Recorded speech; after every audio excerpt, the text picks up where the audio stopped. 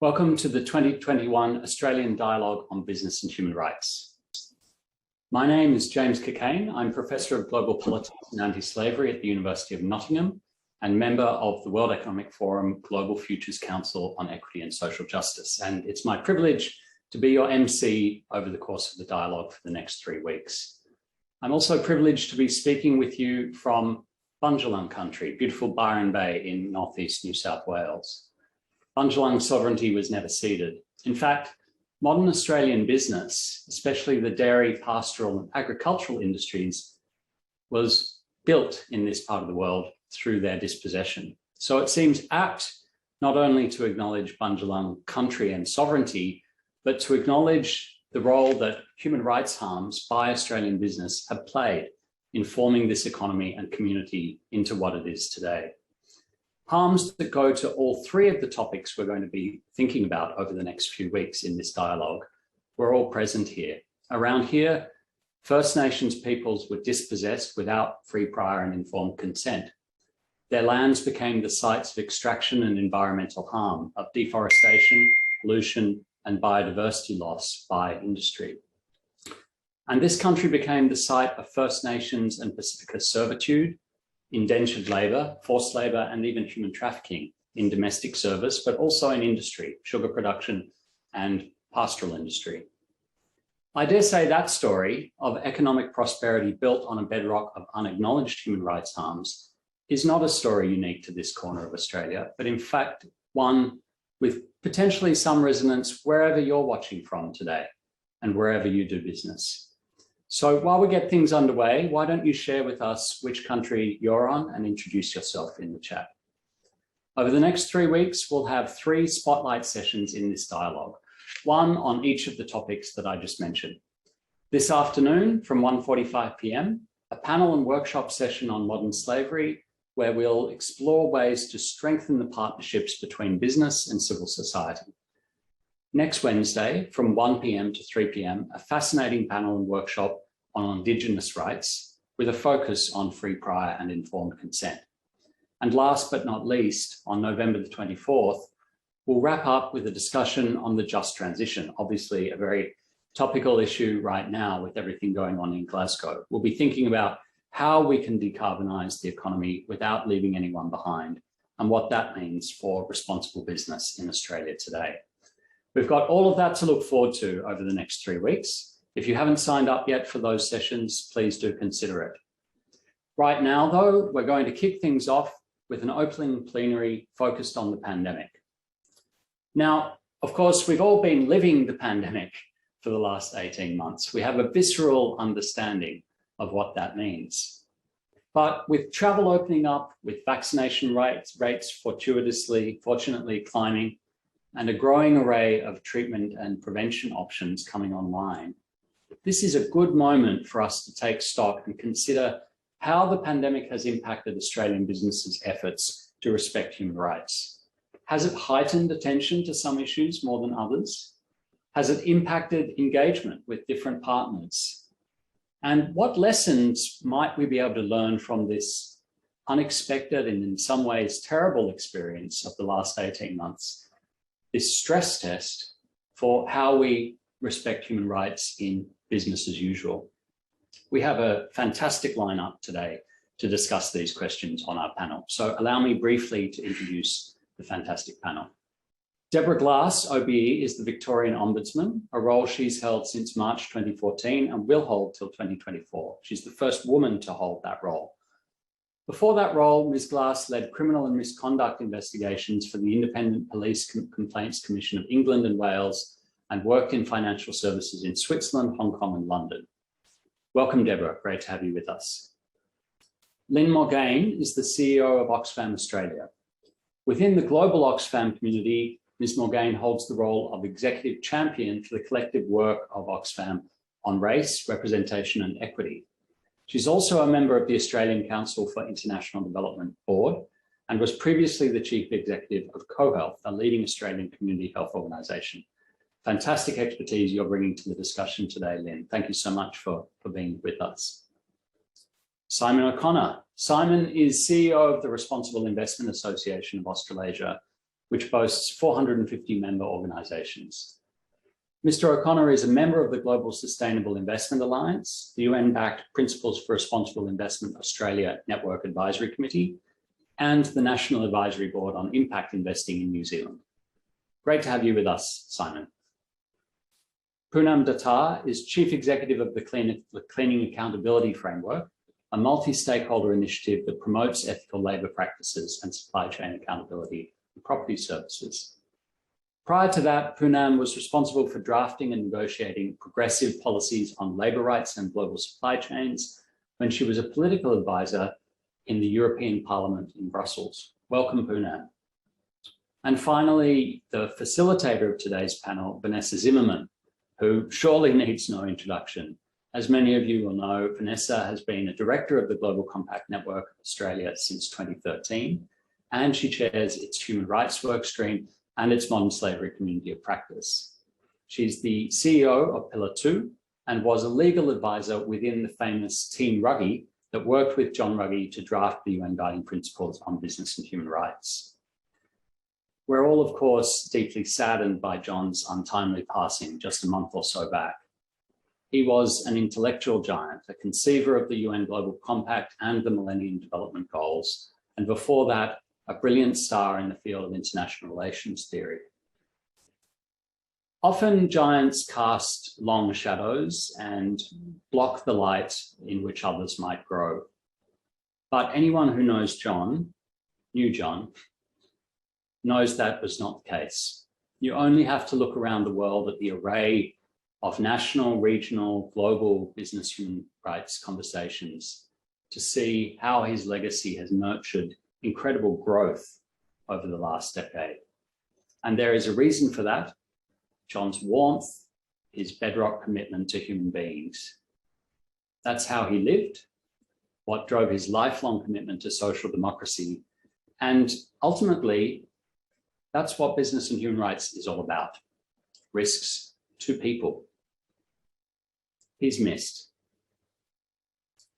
Risks to people brings us back, of course, to the topic of this plenary, the pandemic, an extraordinary and in some ways unforeseen cascade of risks to people that has upended business as usual, not only in Australia, but around the world over these last 18 months. How has that impacted business implementation of respect for human rights? To get the ball rolling on this discussion, before I hand over to Vanessa and our stellar panel, we're first going to hear from Dante Pesce. Dante is Executive Director of the Vincular Center at Catholic University of Valparaíso-Chile, and many of you will know him from the role that he's just stepped down from, a member and former chair of the UN Working Group on Business and Human Rights. Dante unfortunately couldn't be with us in person today, but he was kind enough to pre-record a short keynote address, which we'll hear now. Thank you. Hello, my name is Dante Pesce. I used to be, until the 31st of October, member of the Working Group on Business and Human Rights, representing Latin America and the Caribbean. And for a while, a few months, I was president of the working group. And during that period of time, the first half of this year, we were in the process of evaluating the first 10 years of implementation of the guiding principles on business and human rights. And I would like to thank Global Compact Australia for this invitation and for all of you for joining this event, and for me to have the opportunity to share some thoughts, some reflections, findings of the stock-taking exercise, but also looking into the future and how the future should look like.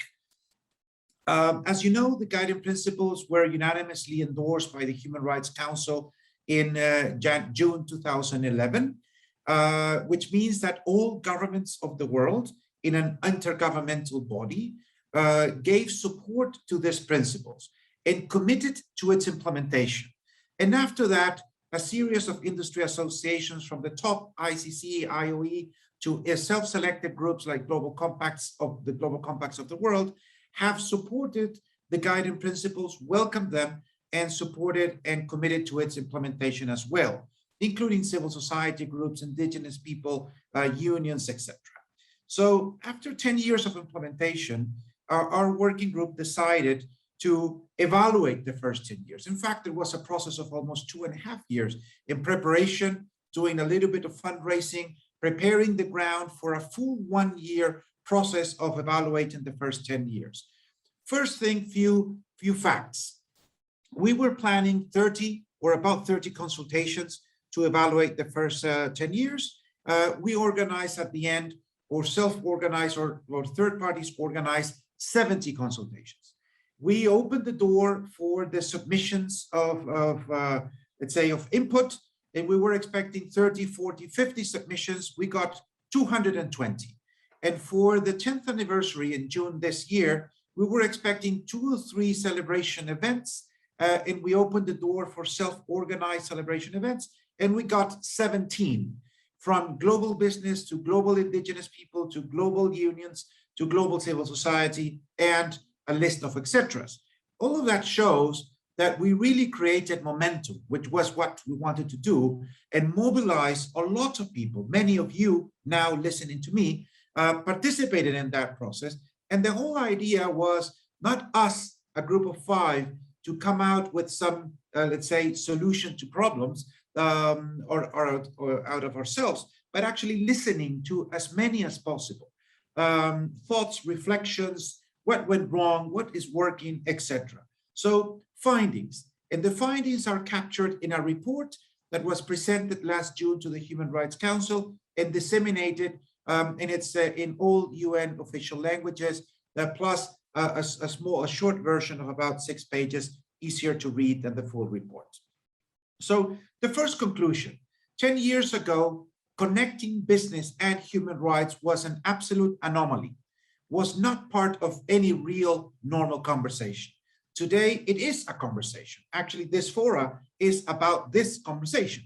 And that tells us a lot on how far have we gone. It's the half full glass experience that we're facing with the normalization of the conversation between business and human rights. So there is an understanding that there is a connection, that the guiding principles are here to stay, that they have made a contribution to normalize this agenda at the, let's say, 30,000 feet level, but nevertheless normalizing the agenda at that level.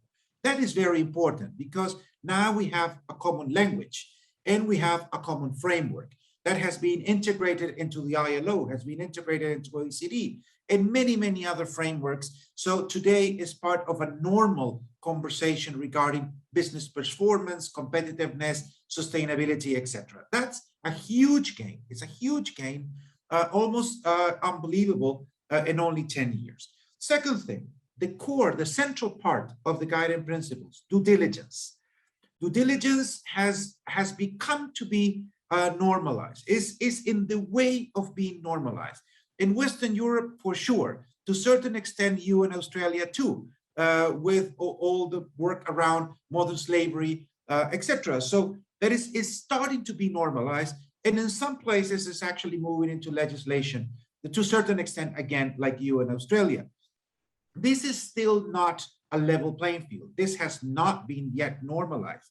We know that, but we are in the right track of understanding that due diligence is needed, is good, is a good business decision, is reasonable, makes sense, is possible. And we have elaborated also reports under within the working group around due diligence. But in due diligence, as we see it, is becoming a good business practice. And we hope that in the next 10 years will become a normal business practice, that it will not be considered special or good, but it will be considered standard, like health and safety. No one discuss it. No one will say having sound health and safety policies and practices make sense. Obviously makes sense. Obviously makes sense. Or running your business with integrity. Of course it makes sense. It's out of discussion. Then the discussion is how good you do it. Yes, of course, but not if you do it. And today that conversation on due diligence is not there yet, but we are in the right track. And that's good news again. And we're understanding more and more how to do it. And the regulatory wave that we see in some places of the world, especially in Western Europe, is moving in the right direction very clearly. We welcome that. We think that's the way to go. to fully normalize towards the end of this decade. And the third wave that we see is the investors wave, the ESG arena, the investors around the world that are integrating as a risk factor respect for human rights. Still mostly risk for business and not that much risk for people, but we do see a trend in the right direction that we need to correct to a certain extent, let's say to guide better, but at least the players at the global level are in right track. The United Nations Principles for Responsible Investment, led by an Australian, by the way, until last week, are actually moving and showing the path where we need to transit, where we should be going. And just one indicator there. In October last year, the UNPRI announced the blueprint for business and human rights. And they said, out of our 4,000 members, signatories, only about 5% have a policy that commits that company, that investor, to respect human rights based on the guiding principles. Only 5%. That means something around 200 out of the 4,000. But the goal towards 5 years after is 95%. So 3,800 signatories is the goal. And that has enormous potential. It can be really transformational. And we see that as an incredible opportunity, golden opportunity to connect the dots. The due diligence track pushed by governments and by the market, connected with the investors, can make the trick to really normalize a language that is already there, but practices that are not really there yet. And out of the investors, 1 year after this announcement, there was an assessment made by UNPRI, and it shows that from 5%, they have moved to 17%, only in 1 year. The companies that have signed up to and committed to implement the guiding principles, to integrate due diligence into their practices, or to respect human rights in one way or another. Imperfect, of course, full of imperfection, imperfect in so many ways, but in the right direction. And if we keep the good track, then we can certainly get somewhere. And if we reach the 95% within the next 4 years, in the next decade, towards 2030, we can certainly see transformation happening on the ground. And that's where we're aiming for. So these are all really good news, is the half full glass story that we have been able to gather and to connect. Then we have a half empty glass story too. We have a lack of policy coherence and really insufficient government commitment. National action plans on business and human rights exist, but there are a handful, about 25 in the world or so, something like that, maybe 30, depends how you count them. So we're very far from good on action plans, on clarity, expectations from governments. And where we do have policies in place, we have, for the most part, lack of policy coherence. At the global level, the connection between the UN, within the UN, climate change, integrity, transparency, competitiveness, access to markets, investment, foreign trade, and integrity. So we have so many aspects that are not really well connected. When we look at the global level, the UN has not incorporated into their public procurement policies the guiding principles yet. So we have goals ahead of us at the UN level, but that is also valid at regional, sub-regional, national level, provincial level, city level. So we have a long way to go, and where we have identified that the most significant gap that we find today is not the dialogue and the conversation about implementation with the private sector, is the dialogue on implementation with the public sector, which is more difficult. We very often don't have the conversation with the ministers that have more power, that in general are the ministers related with trade, commerce, finance. And there is a disconnect there, a gap to be closed. We also have a patchwork of let's say, regarding policies in place, which is the same thing on policy coherence, but also we have another element, which is the leading by example title that we put.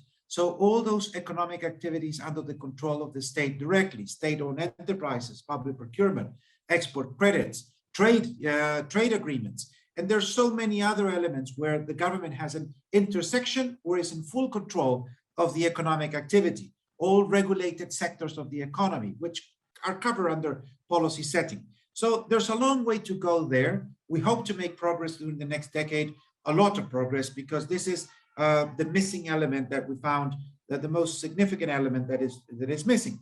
But on the positives, we also have good progress being made within the OECD, which is an intergovernmental body which covers, let's say, 50 countries of the world, and with them, we have found our best friend in order to make progress and to push in the same direction, which is really, really good.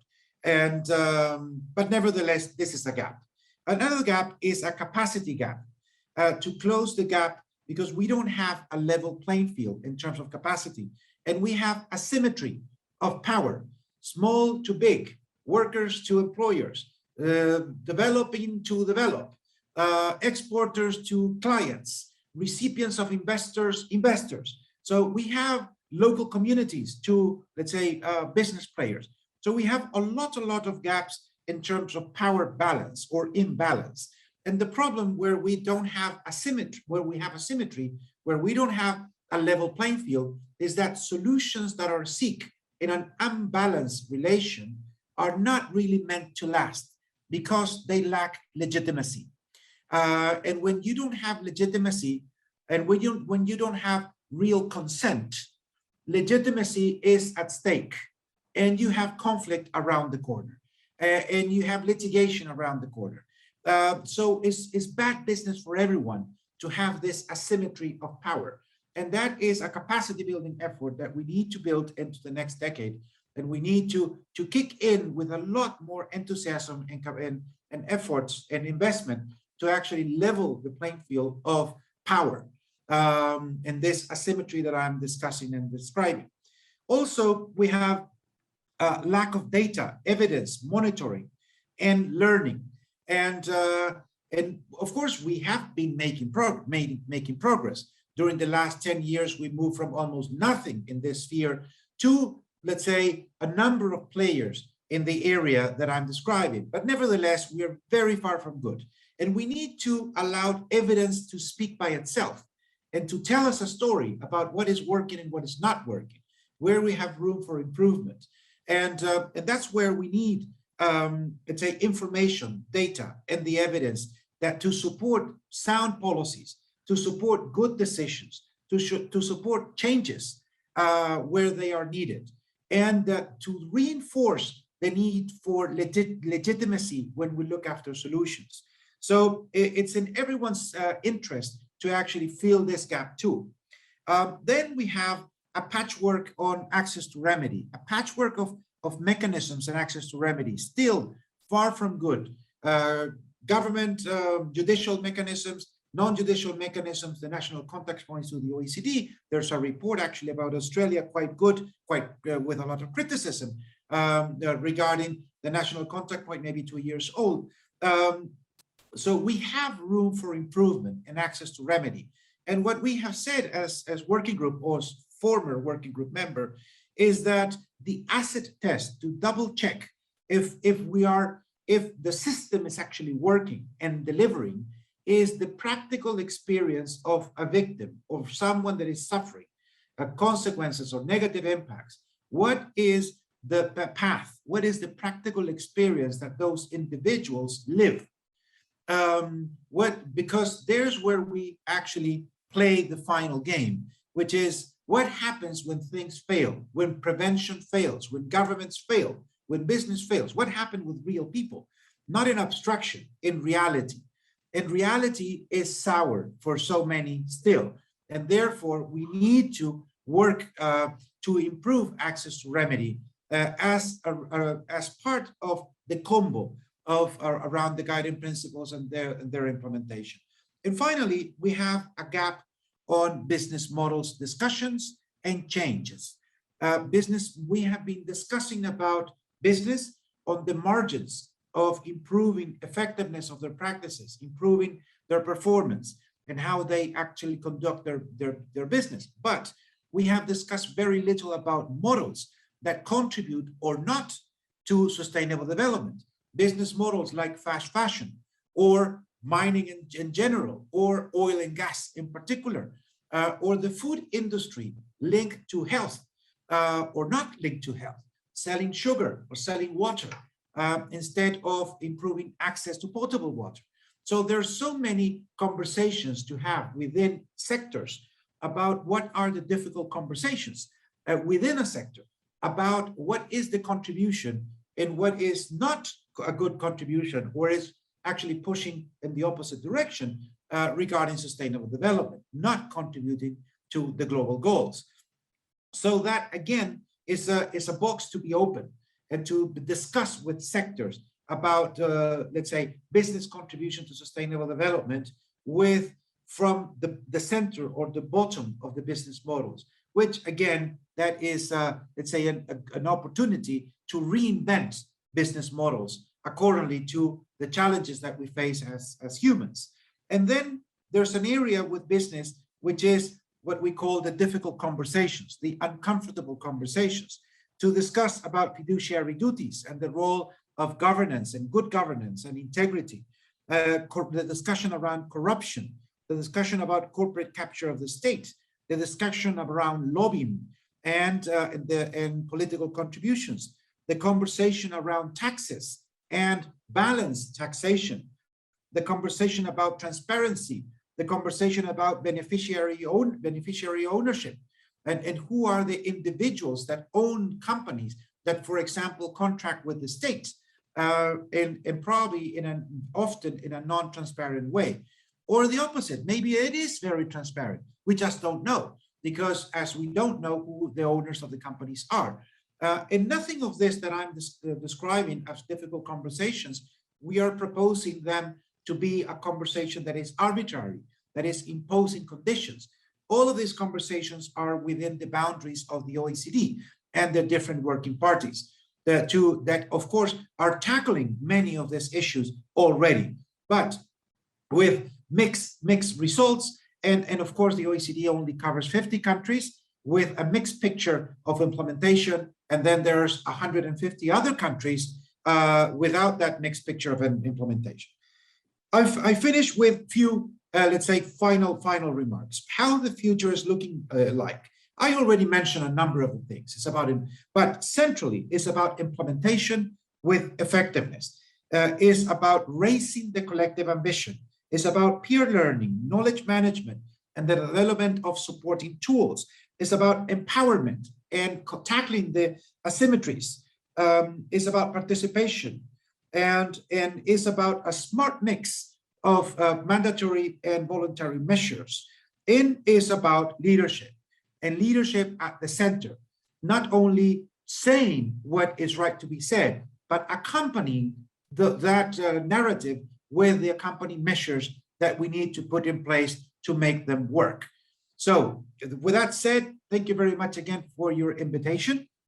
I hope you have a wonderful, let's say, forum. And I also hope that you invite me in the future to be that in presence. It's only 12 hours flight, not too bad, from the other side of the Pacific, and happy to be there in Australia. Thank you again very much. Thank you, Dante. Thank you, James. I wish that we could all be on an aeroplane soon heading to Chile, or Dante could be heading over here. Hello, everybody. I'm Vanessa Zimmerman. I'm a board member of the Global Compact Network Australia, as James mentioned, and very proud to chair the Human Rights Work Stream, and really delighted to have all of you here with us today. We wish we could be in person maybe next year, but it's really great to have all of you online, and thank you for making the time in your busy diaries to be with us today. So first of all, I would also like to acknowledge the Bunurong and Wurundjeri Woiwurrung people of the Eastern Kulin Nation, whose land I am on today in very rainy South Caulfield in Melbourne, and to pay my respects to their elders past, present and emerging. I would also like to acknowledge the recent sad passing of Professor John Ruggie. He was a dear friend and gave us a very special gift in the UN Guiding Principles on Business and Human Rights. I have my dog-eared version here, which I do look at many, many times a day, but they're much more than this document. As Dante mentioned, they're a common language that now we can use when we speak to businesses all around the world, and a very important document that we will be talking about over the next couple of weeks, I'm sure. John would have approved of the crowd today. I can see we've got over 200 people on the line. If we were in person, he would have come in and said hello to everybody, and very likely asked you all sorts of questions about yourself and how you got into this space. So perhaps at some point in the chat, different people can let us know how they have entered into the business and human rights space. But today we're here to talk with a really exceptional panel about, as James mentioned, how businesses have actually navigated the pandemic and how they might navigate the recovery when it comes to respecting human rights.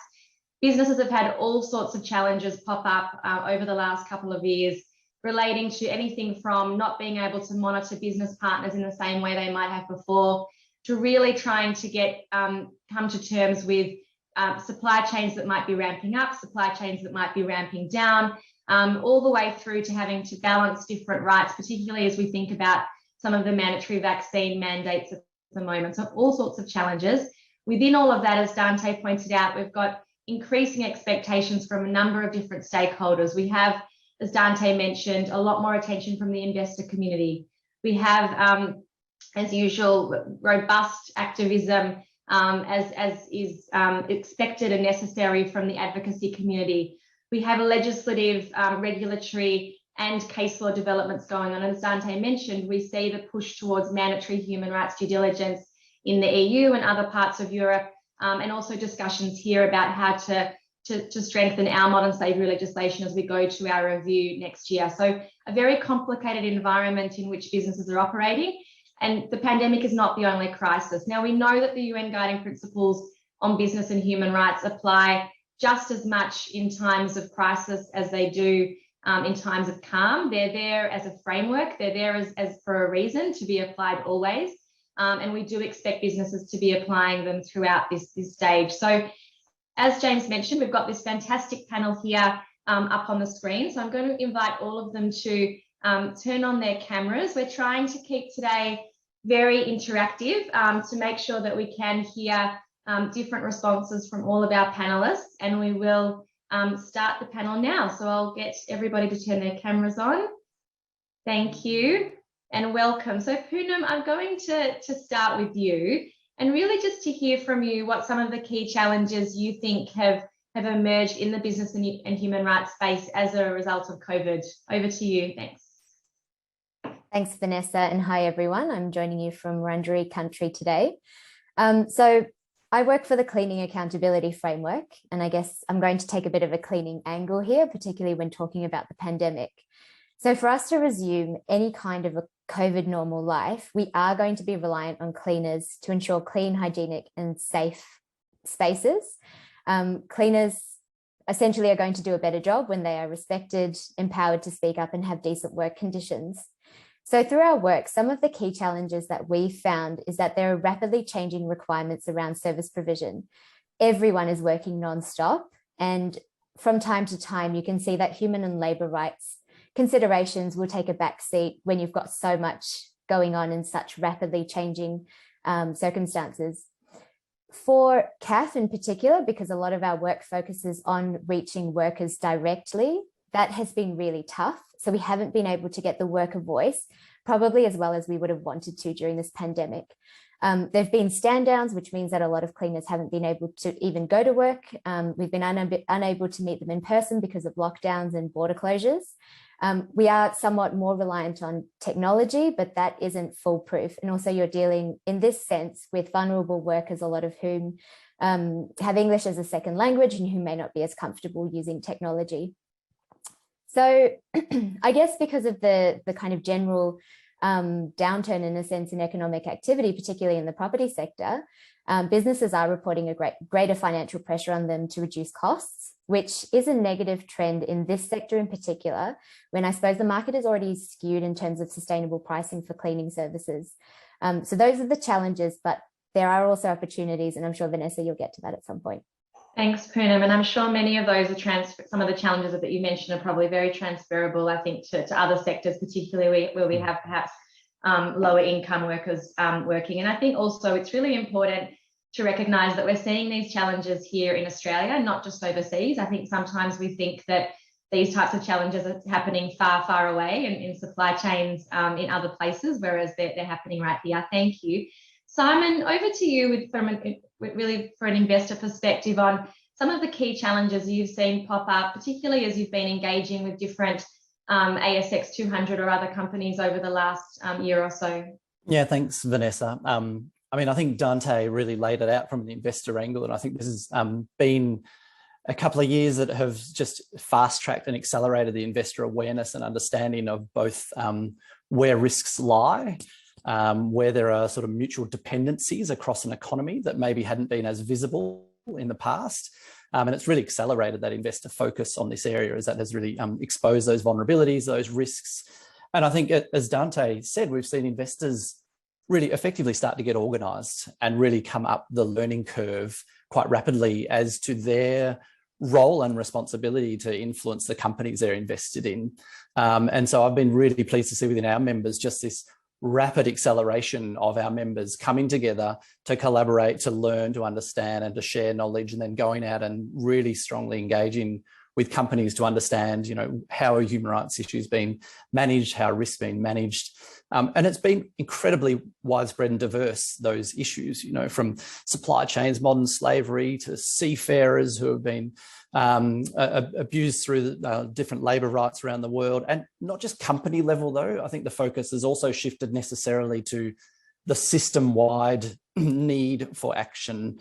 And I think Dante alluded to these uncomfortable conversations he talked about, which I would say, you know, investors are very much at the early stages of thinking about, and yet understand that there are system-wide issues related to human rights here that need to be grappled with, and we can't resolve this on a one-to-one engagement with a single company. So I'm sort of keen to see where that progresses, and I think with the momentum we've seen within our members within the investor community. That said, as Dante pointed out, from a low base, you know, a very small proportion of PRI signatories having, you know, just the basics of a formal policy in this area. I think that story internationally is probably somewhat similar here. But I'm really heartened by the acceleration and the engagement by our members over a lot of these issues, from workforce issues through to vulnerable communities, a really strong focus on First Nations groups, broader issues such as access to medicine, inequality type issues.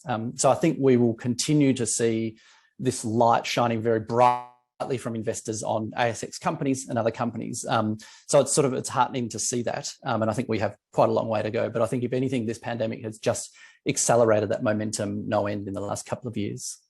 Thanks, Simon. It's good to see some elements of silver lining coming out of all of this. But I think that many companies, you know, I think, and particularly people working within companies on human rights, would often welcome that type of cohesive approach, or a broader approach being taken by investors on this topic.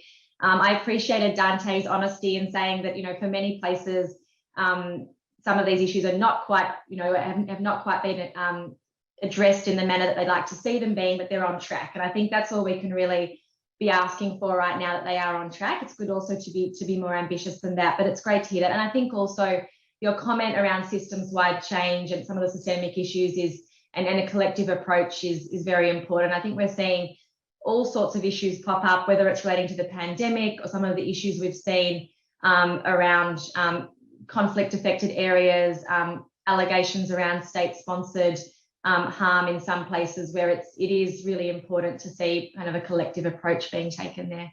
Thank you. I'm going to move across to Deborah now and to Lynne, and to really ask about any good or bad approaches that you might have seen from business, but also from other stakeholders during the pandemic, in terms of how they have actually tried to make sure that rights have stayed respected during the pandemic, and that point around making sure that we are using key international standards and domestic frameworks as well, even in those times of crises, even where it might be very hard to do so. So Deborah, I was wondering if you can give us some examples from your role working with government and public authorities relating to this area. Over to you. Well, I might be a little less glowing, I have to say, Vanessa. I do think the pandemic has quite fundamentally changed people's perceptions, the public perception about human rights and government and what is possible. And let's just take a really obvious example of that. You know,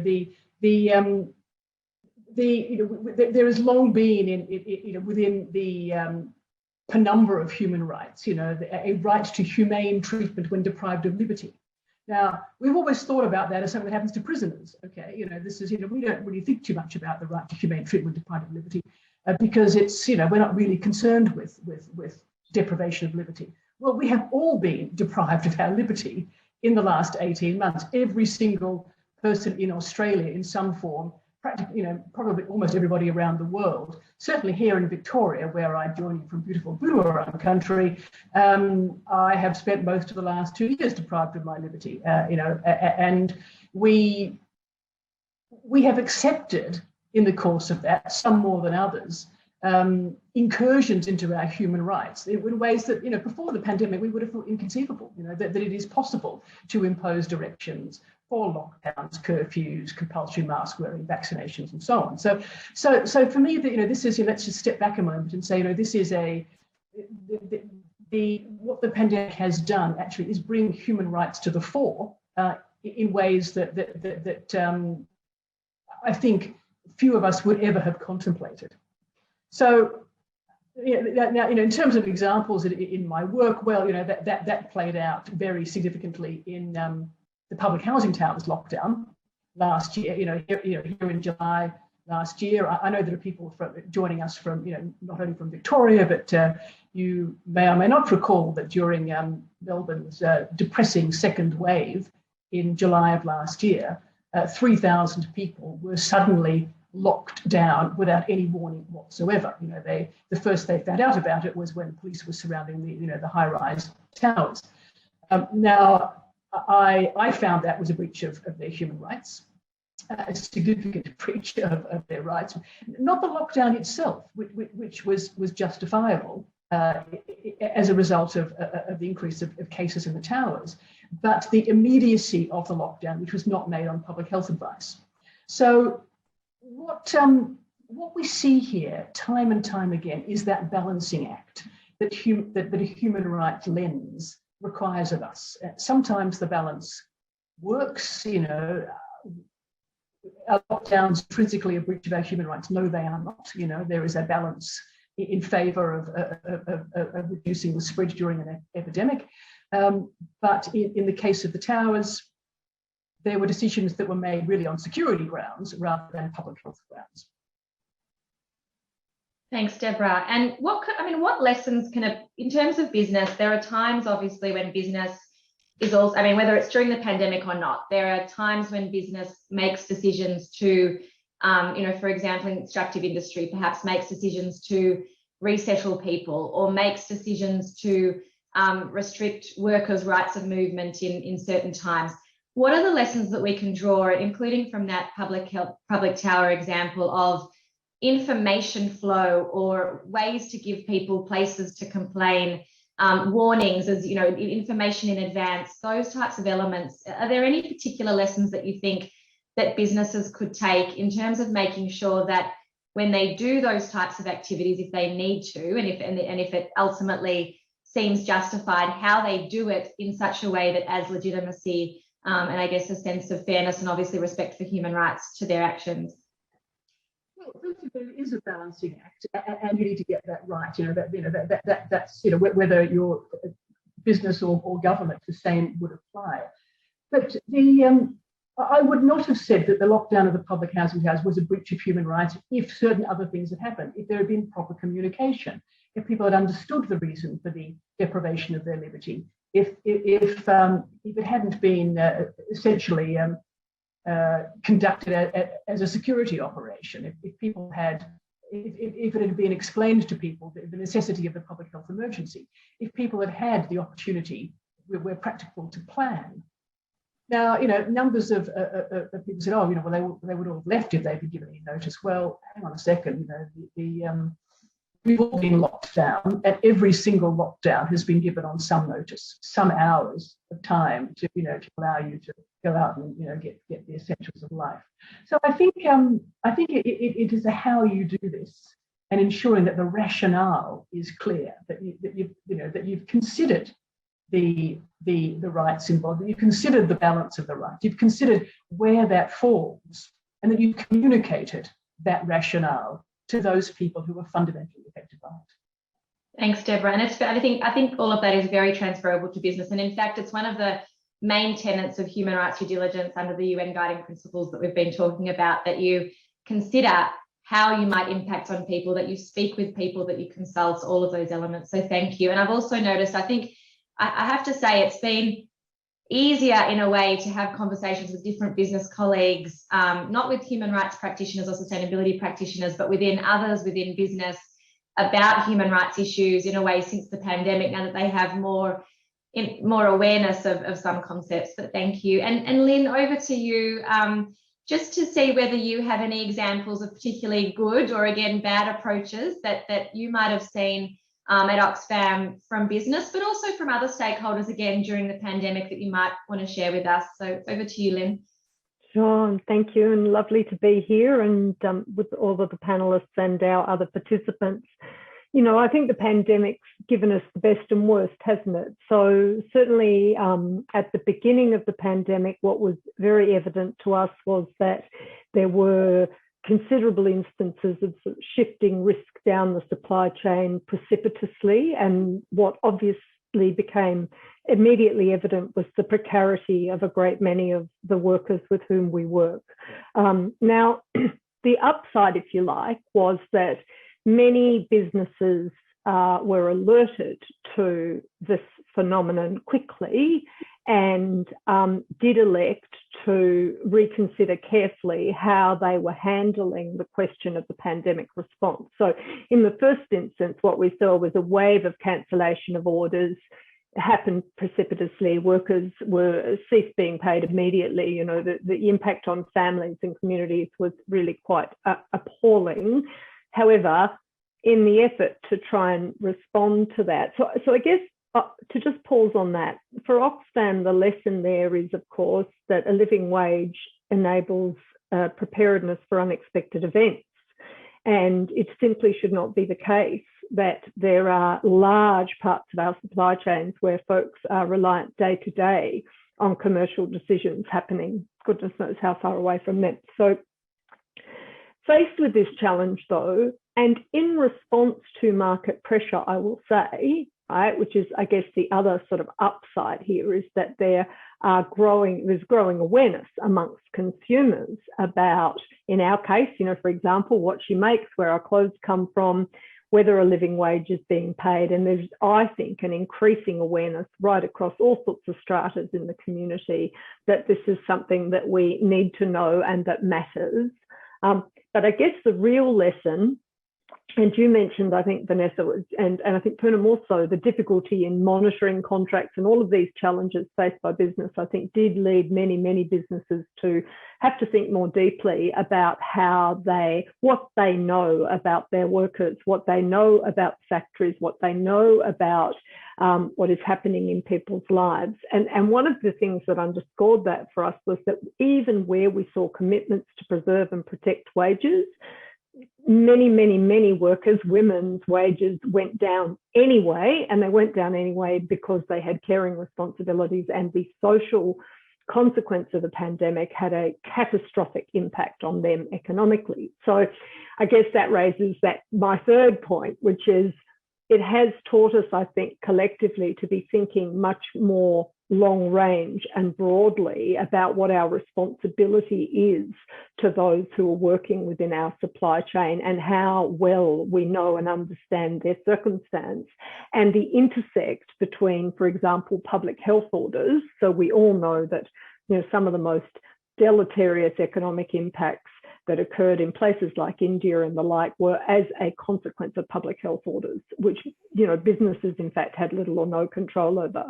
But the impact on those individuals who hitherto had been working within that system was catastrophic. So it does lift the bar, I think, for any business that wants to be taking a human rights approach to have a fulsome understanding of the position of those workers within a broader community context, because it was, in many cases, it has been that broader context that's really bitten. And I think, the final thing I'd say is that Oxfam's worked very hard through the pandemic to make clear that in a great many cases, it is the economic impacts of the pandemic that will be most lasting and most impactful over time, and understanding the vulnerability of so many folks who work within our supply chains has got to be central to new models of business, in our view, because we don't see this as a one-off. We think we're likely to see continued disruptions of this type, and it really forces us to have a much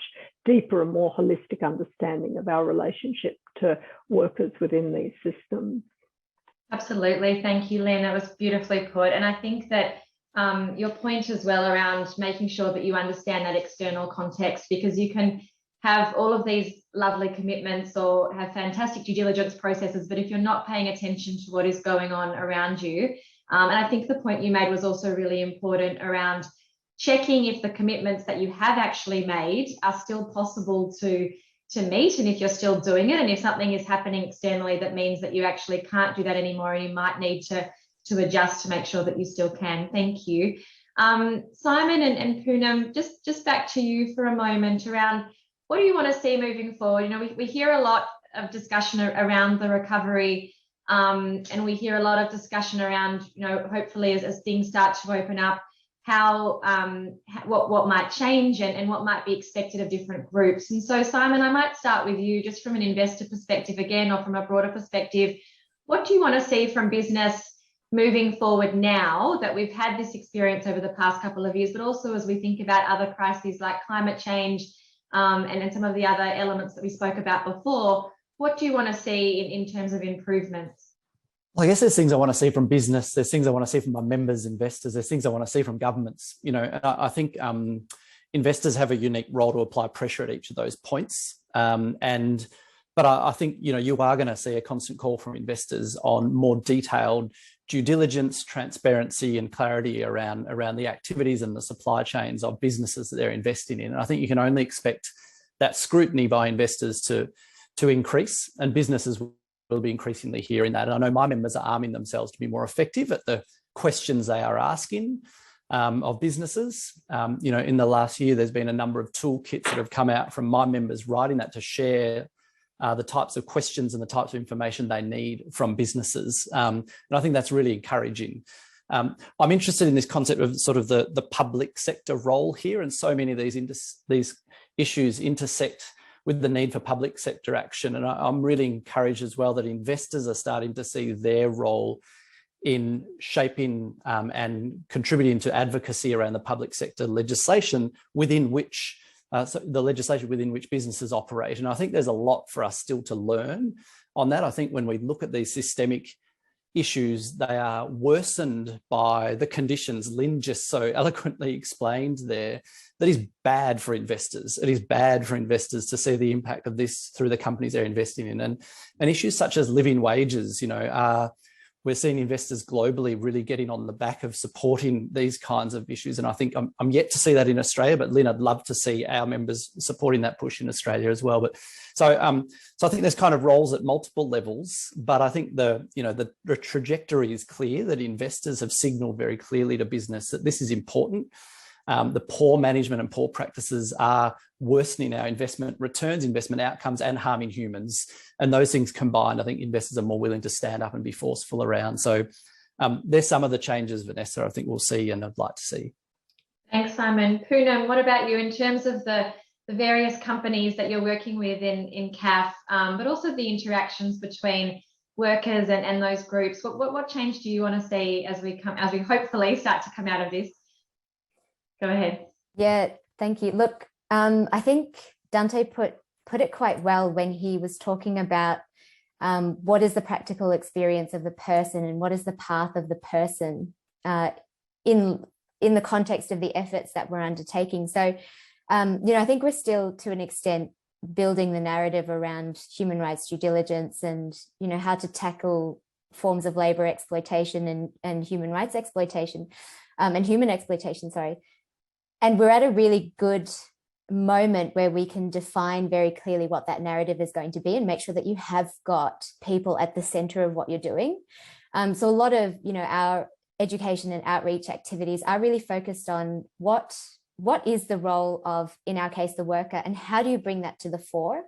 So it's not about, when you're talking about supply chain due diligence, for example, it's not really about the supplier. You've got to check, is everything you're doing, is every action you're taking having a negative or positive impact on that worker?